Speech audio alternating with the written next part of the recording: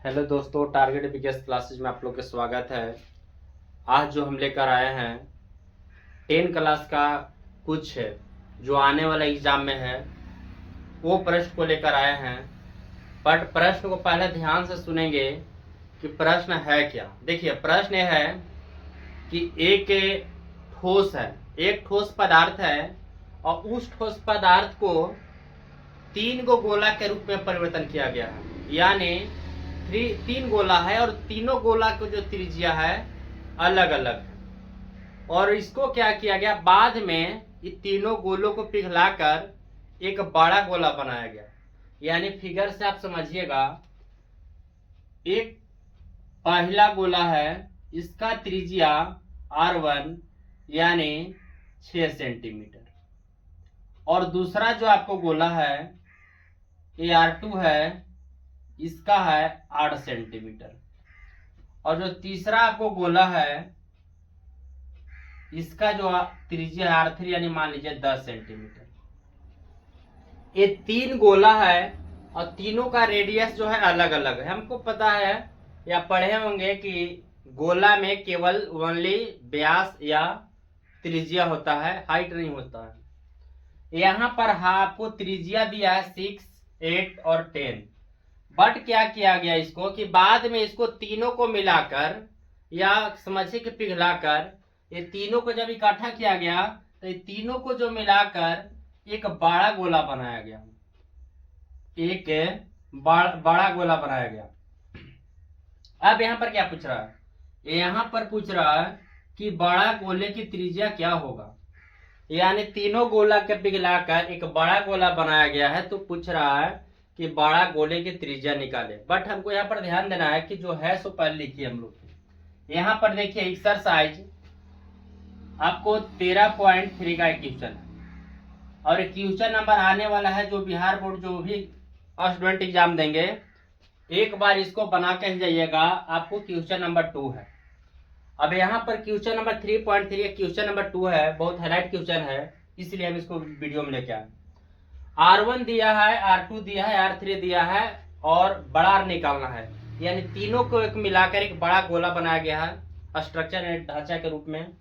अब इसका पूछ रहा है कि इसका बड़ा गोला क्या, आपको त्रिज्या क्या होगा।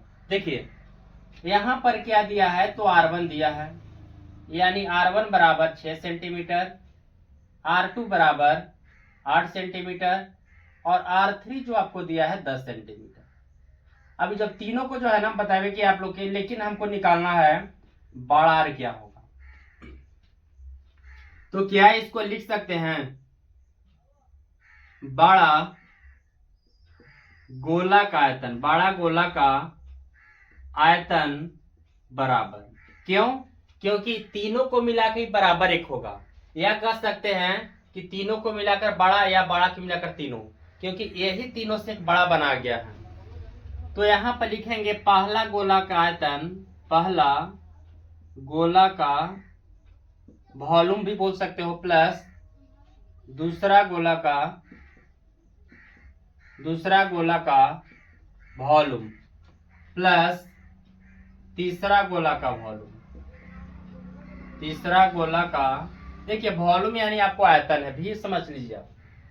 अब बड़ा गोला का आयतन होगा तो 4/3 पाई बड़ा R के क्यूब होगा, बराबर पहला गोला है तो देखिए आपको दिया है 4/3 पाई R1 यानी माने है पहला को, तो R1 के क्यूब प्लस 4/3 पाई R2 का क्यूब प्लस तीसरा क्या है 4/3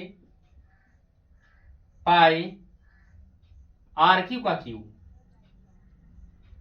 अब यहां पर देखेंगे, समझिएगा इस प्रश्न को, 4/3 पाई बड़ा R का क्यूब बराबर, आपको दिखाई दे तीनों में कुछ कॉमन आपको मिलता जुलता होगा। यानी तीनों में जो आपको मिल रहा है कॉमन 4/3 और एक मिल रहा है पाई, बट हम R नहीं ले सकते हैं कॉमन, क्यों, क्योंकि आपको तीनों का रेडियस अलग अलग है। R1 का क्यूब देखिएगा, R1 का क्यूब प्लस R2 का क्यूब प्लस R3 का क्यूब।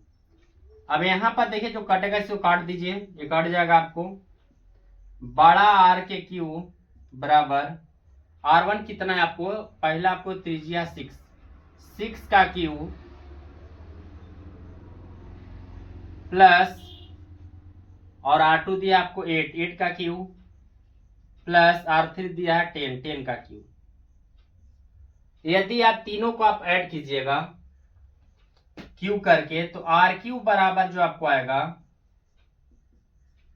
यानी 6 का क्यू 216, 8 का क्यू 512 और 10 का क्यू 1000। अब तीनों को हम लोग ऐड करेंगे तो आपको यहां पर जो हम लिख रहे हैं लिख लीजिए, यानी बड़ा आर क्यू बराबर 1512 और 216 जोड़ेंगे तो 5 2 7 यानी 1728 आएगा। 1728 तो आर क्यू हटेगा तो घर मुझ जाएगा। 1728 किसका होता है, यानी 12 का क्यू होता है। तो मेरा बड़ा जो आया है, बड़ा आर आपको 12 सेंटीमीटर आया है। यदि इस